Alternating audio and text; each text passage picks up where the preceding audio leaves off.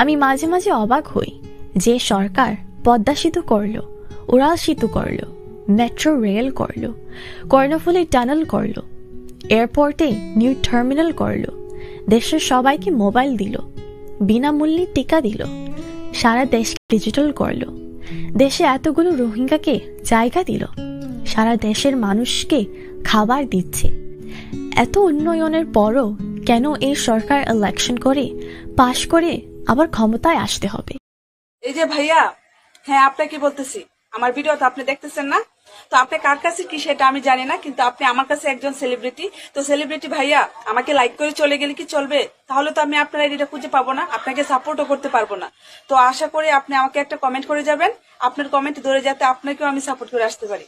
আমি আপনার সাথে ডেট করব, কি বিশ্বাস হয় না? কইরা দেখেন, কথা দিলাম। কথা বলবো, ইমুন নাম্বার দিব, আপনি কথা বলবেন, তাই তো?